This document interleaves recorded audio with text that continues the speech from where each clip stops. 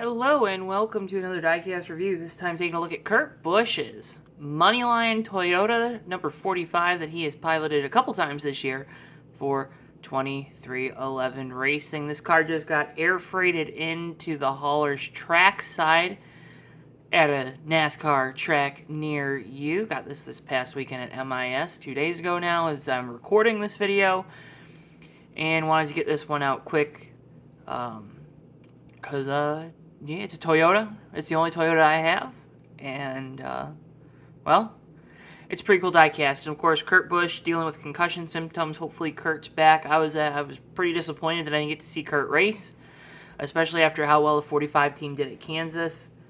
But, nonetheless, a very cool diecast that we'll get into in a moment. Bristol coming over right now trying to help with the review. He's doing some things. So that's always fun.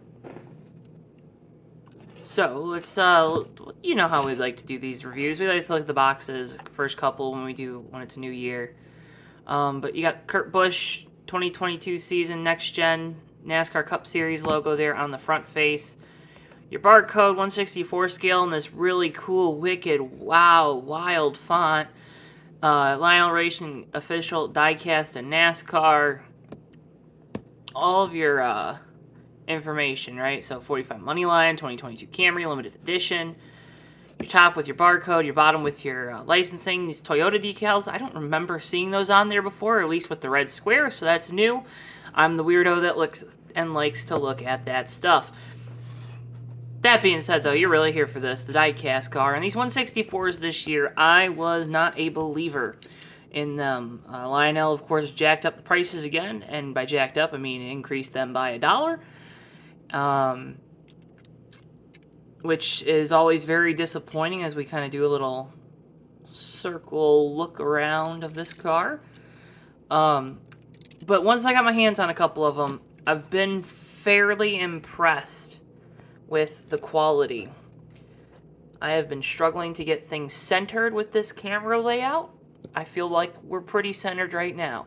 So this, of course, Kurt Busch's Moneylion scheme. Moneylion jumped over from Penske, Team Penske, where they were sponsoring Brad Keselowski, Ryan Blaney, Joey Logano, Austin Cindric, to focus their efforts over here with 2311. I believe they've only appeared on Kurt's car. There's been a couple races where McDonald's and Moneylion have split the bill as well. But this is the Moneylion primary scheme. Of course, Kurt only going to have a couple different 164s built. The Monster Energy cars obviously don't get made due to licensing restrictions on Monster Energy, but a very cool looking car. So there's a couple things that are missing on it, right? We talked about that Monster Energy. No Monster Energy on the deck lid. Monster Energy logos are usually, I believe, right here underneath the rear tail lights. Get back in focus. But you do still have some cool details. You got your TRD striping down the side on the skirts. Your McDonald's logo, Moneylion, with the lion head, a black 45 on the teal, which looks really good. A really mean-looking car, because most of the Moneylion cars have been primarily white before this. I believe Keselowski's Talladega win last year, the hood was white, and then it kind of went back from there. But this car, very, very interesting for sure. You got the Jumpman logo, too, on the C-post. Of course, Kurt won in the Jumpman car earlier this year. 2311 logo right there on the fender. This is very difficult. I'm doing this with one hand right now. But 2311 logo right there on the car. Toyota, obviously bow tie in the middle. It's a little off-center, which is very noticeable now that I have the car like this. So that is, that's kind of what we're dealing with still. You have some different little decals. This kind of looks a little weird here on this fender. The hood louvers aren't modeled on these 164s. Neither are, of course, the vents on the windshield. So actually, if I'm going to take a quick look at this, it's kind of hard to tell. I don't think they put the NACA that's up here on these. I doubt they're going to do it for the 124s either, because that would mean more tooling. It's very disappointing that these cars are arriving so late in the year. I mean, it's already August, and we have very select few cars outside of those that have been air freighted in, and the ones that are with our friends at CircleBDiecast.com. This car should be coming in soon, though. It's usually about a month from when they're air freighted in is the difference for when you actually get these cars. The roof, of course, has that 231145 font, Moneylion. This is a really weird detail. Why that Moneylion font is so small, I will have no idea, because you could definitely make it bigger. Kurt Busch's whole name is on there, of course, because Kyle's in the series. On the back, where you would traditionally find a team logo, you find a Moneylion logo or a Motor Oil logo usually there. On the left, this has been a review and a half right now, folks. But there you see the Moneylion logo, Moneylion text there on the back underneath the Camry, a couple TRD logos, Toyota, all your decaling too for the pipes. They actually did put, I'll give them credit, they put the little bolts, it's hard to find the right word, but they put bolts there on the spoiler, kind of how the actual car is, kind of do that extension. Of course, this is a model after what the original idea for the next-gen package was going to be, kind of closer in line with the Super Speedway, bigger spoiler, of course. But nonetheless, a really, really cool diecast. Again, if you're a Kurt Busch fan and you're a 164 collector, you're going to have limited opportunities, of course, to buy a 164 diecast. You're not going to be able to get the Monster Energy car without having to go to a custom diecast maker, which, of course, there are a lot of really good ones out there. This scheme, you have a couple little feathers, I'd like to call them here, that kind of etch into the design, but really a basic scheme. And when we say basic, a lot of folks like to make that, and when they say that, they use it as derogatory. Sometimes it works, and with this car, with these sponsors, with these logos, this paint scheme really works. You can read the Moneylion good on the side, with it being on the teal. You can read the 45, you can see the Moneylion logo, the hood. Maybe your only gripe is maybe this Moneylion lion head, maybe it should be white instead of the teal. It would stick out a little bit better in my opinion, but it's a really cool diecast car. And if you're a Kurt Busch fan, this might be one. This probably is one that you're gonna have to try to pick up. Trying to think, did we miss any details? These next gen diecasts too. Let's talk about more about the tooling. Of course, you got this big old trademark thing on the bottom now, and the Lionel Racing logo is actually upside down.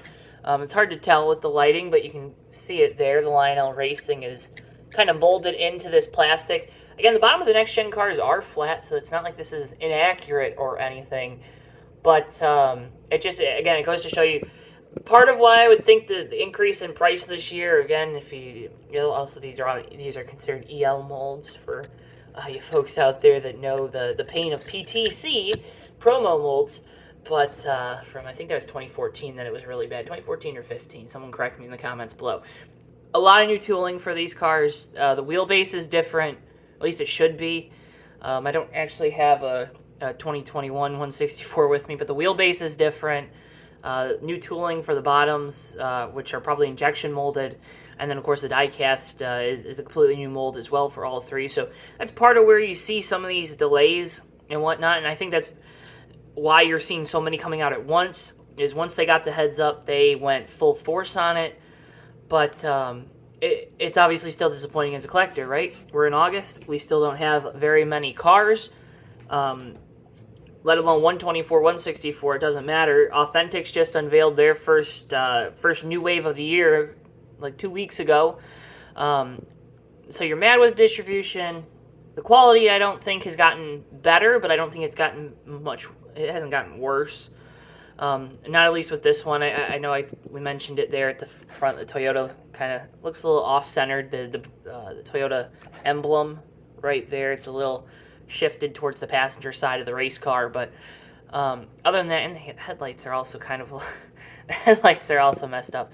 Well, scratch that. Well, the quality is kind of where it has been, which is, of course, really disappointing, right? When you're getting asked to pay more money for these things, you expect the quality to at least be the same or go up.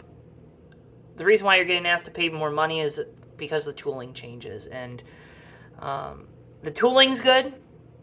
The decal application is still always going to be your biggest gripe, I think, with these 164 diecasts from Lionel. But, again, it's a great-looking car. Again, you're a Kurt Busch fan, you're a collector, you need a 45 diecast. This is probably going to be your first opportunity to get one.